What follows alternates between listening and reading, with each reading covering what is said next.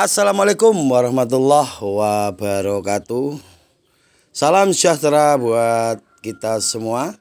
Saat ini kita akan sedang membahas tanaman yang habis kena banjir, atau tanaman yang saat ini banyak dari teman-teman kita yang tanamannya kebanjiran. Di sini Gusman Bojonegoro jelaskan, kalau tanaman kita sudah keluar umbi atau 45 up, kalau kena banjir buru-buru dipanen.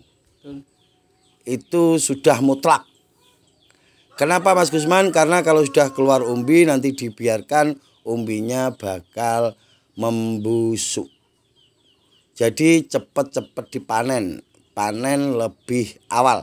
Tapi saat ini kita tidak akan membahas tanaman yang sudah siap panen dan terkena banjir. Kita akan membahas tanaman yang masih 30 ke bawah.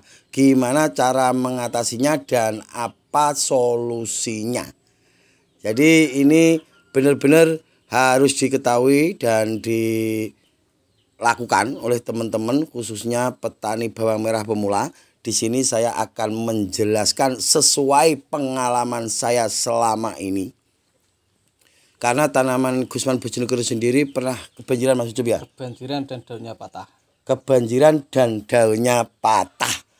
Jadi sebelum saya menjelaskan ke cara gimana solusi untuk tanaman bawang merah yang habis kebanjiran, sebelum itu sedikit saya cerita. Saat ini Mas Yusuf sang kameramen dari Gusman Bojonegoro sedang kurang enak badan. Alhamdulillah sudah mendingan. Oh, alhamdulillah sudah mendingan. Kita doakan semoga Mas Yusuf cepat pulih, cepat kembali bisa aktivitas seperti semula. Amin, amin ya robbal alamin. Oke, kita masuk ke solusi pertama. Solusi yang pertama, setelah tanaman sampan itu kena banjir, banjirnya sudah surut, yang pakai sprinkle bisa dinyalakan sprinklenya dulu. Jadi istilahnya dibilas. Mas Gusman, habis banjir kok disiram lagi? Iya, itu wajib. Karena dari air banjir tadi kita tidak tahu kalau di situ juga ada patogen-patogen. Jika kita siram lagi nanti patogennya bisa turun, dan setelah itu ada langkah-langkah berikutnya. Itu kalau memakai sprinkle. Kalau tidak memakai sprinkle, got bisa diairi dan disiram tipis-tipis. Dulu pernah Gusman Bojonegoro lakukan. Setelah kena banjir kita tetap melakukan penyiraman menggunakan alat bantu, yaitu alat firman. Ya Mas Ucup ya? Diseret, alat yang diseret itu. Jadi kita siram lagi tipis-tipis, dan setelah itu bisa kita spray pakai fungisida. Fungisidanya itu yang hangat-hangat. Jangan memakai fungisida yang ada CPT-nya. Contoh kecil, kita bisa menggunakan Mancozeb, kita bisa menggunakan Ditan, kita bisa menggunakan Bion M. Kalau mau memakai cara yang lainnya, setelah disiram bisa disebari kalsium. Yang paling bagus kita menggunakan kalsium karbonat CaCO3.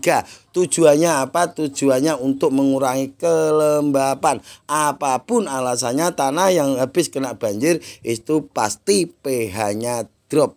Jadi selain untuk menaikkan pH-nya, kalsium karbonat CaCO3 juga berfungsi untuk menghangatkan tanaman kita. Tidak ada bedanya dengan manusia. Jika kita kedinginan, kita juga butuh dihangatkan. Dan cara berikutnya, jika Mas Gusman tanaman saya belum tak pupuk sudah kebanjiran, gimana cara mupuknya? Ini saya pernah sharing sama temen yang seingat saya itu dari petani Brebes. Itu setelah banjir, beliaunya itu mupuknya tidak cuma pakai pupuk saja. Jadi pupuk itu dimix dengan fungisida. Jadi kalau kita menggunakan NPK terus kita menggunakan fungisida Mancozeb kita aduk. Kalau untuk ukuran untuk dosisnya monggo terserah masing-masing. Jadi waktu itu beliaunya juga tidak pakai ukuran. Yang jelas katanya itu waktu pemupukan 1 kintal dikasih 1 kilo mankosep. Itu dicampur, diaduk, terus dipupukkan.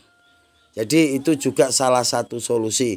Karena ilmu banyak versi guys. Jadi kita bisa memakai versi manapun. Karena pada dasarnya pengetahuan kita itu sangat terbatas, sementara ilmu itu sangat luas. Jadi gunakan yang terbaik, dan ini solusi saya berikan pada teman-teman, semoga bisa sedikit membantu. Dan alhamdulillah waktu itu tanaman Gusman Bojonegoro habis kebanjiran, terus saya siram, saya spray pakai mankosep, dan setelah itu saya sebari kalsium, dan tanaman bisa kembali normal. Jangan memasukkan nutrisi setelah banjir, tunggu jeda. Jadi kita cek pH-nya, kalau drop kita naikkan pH-nya. Kalau tanaman itu sudah kembali pulih, silahkan memasukkan nutrisi. Itu sedikit langkah-langkah yang pernah saya lakukan dan alhamdulillah berhasil. Perlu diingat setelah banjir itu kalau gotnya tidak ada air, isi lagi air, terus siram tipis-tipis, habis itu buang yang bersih. Bersihkan, jangan sampai ada sisanya. Jadi itu cara-cara yang pernah saya lakukan dan berhasil. Semoga teman-teman bisa mengikuti cara-cara itu. Dan kalau tanamannya itu sudah hampir panen, jangan memaksakan, dibiarkan diobati, mending langsung dipanen saja. Jadi itu tip dari Gusman Bojonegoro. Ada yang mau ditambahin Mas Ucup, mau pakai apa gitu? Tidak melenceng dari masalah. Tidak melenceng dari masalah. Maksudnya melenceng dari masalah kebanjiran. Banyak yang nanya masalah bibit raya yang besar agar tidak lebih banyak, kekurangannya lebih banyak. Bibit besar, kekurangannya lebih banyak. Ya. Oh, seperti itu maksudnya. Jangan melenceng dari masalah. Seperti itu maksudnya, tanya apa yang terjadi di kondisi tanaman jenengan. Ngono maksudnya? Itu kan biasanya bibit satu kintal. Kalau bibit raya hampir 1,5 kintal sampai 2 kintal. Cara agar tidak bertambah bibit. Agar tidak bertambah bibit. Banyak yang nanya gitu. Oh, banyak yang nanya gitu. Maksudnya banyak yang nanya kalau kita itu biasa pakai bibit yang bukan raya itu habis 1 kintal. Setelah kita pakai raya kita habis 1,5 kintal. Ya. Lah karena ukurannya beda. Solusinya. Oh, maksudnya tanya solusinya gimana caranya kalau kita tanam benih yang agak besar tapi tidak nambah beli benih. Ya. Jadi kalau biasanya 1 kintal tetap beli benih 1 kintal. Gini loh ya. Kalau kita tanam benih yang kecil itu posisi biasanya jarak tanamnya agak rapat. Ya. Bisa 15 30, ya. Bisa 12 25 atau 12 20.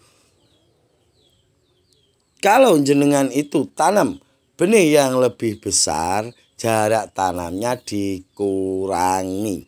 Jadi ini sedikit tip untuk teman-teman. Kalau beli benih itu timbang 1 kilo. Itu umbinya berapa? Nanti dikalikan lahan jenengan. Nah, di situ dengan ukuran berapa? Kalau benih kecil dikalikan 12 kali 20, nanti kalau pakai benih besar kita bisa menggunakan jarak tanam 15 40 katakan. Jadi nanti akan ketemu dan kita tidak akan nambah bibit. Wong toh pada dasarnya kalau kita tanam benih kecil itu cenderung anakannya sedikit. Tapi kalau kita tanam benih yang besar itu cenderung anakannya banyak. Jadi jarak tanamnya agak direnggangkan. Ingat kalau tanam benih yang besar jarak tanamnya sedikit agak direnggangkan. Biar nanti tidak terlalu mepet, tidak terlalu lembab dan gampang untuk mengatasi jika ada masalah. Kalau ada masalah penyakit tanaman kita itu terlalu dekat, terlalu dempet, itu jamur akan cepat menular. Tapi jika tanaman kita itu agak renggang, jamur itu menularnya akan bertahap dan gampang kita atasi. Jadi kalau cuma ukuran itu bisa jenengan siasati sendiri. Kalau benih besar tanamnya agak renggang, ukurannya direnggangkan seperti itu. Petani milenial itu harus pinter dan sering membaca, selalu update supaya paham gimana cara budidaya bawang merah yang baik dan benar. Oke Mas Ucup? Sudah kita sampaikan. Sudah kita sampaikan kata Mas Ucup. Oke, insya Allah hari Selasa kita akan kirim benih ke Blora dan ke Pati untuk teman-teman Gusman Bojonegoro yang membutuhkan benih bawang merah nanti bisa nitip dan insya Allah dan kita doakan semoga Mas Ucup sudah sembuh. Insya Allah. Nanti saya sendiri yang akan nganter ke Blora dan Pati. Nanti kita akan sharing ke petani-petani bawang merah yang ada di Kota Blora dan Kota Pati. Kota Pati maksudnya guys. Oke, itu sedikit tip cara ngatasi tanaman yang habis kena banjir dan tip cara ngatasi gimana caranya lahan yang biasa ditanami 1 kintal benih kecil terus nanti ditanami benih raya yang besar itu tidak nambah benih. Itu tip-tip dari kami. Apabila ada kata-kata yang kurang berkenan, saya Gusman Bojonegoro, berikut Mas Yusuf Wijayanto. Mohon maaf yang sebesar-besarnya. Wabillahi taufik wal hidayah. Assalamualaikum warahmatullahi wabarakatuh.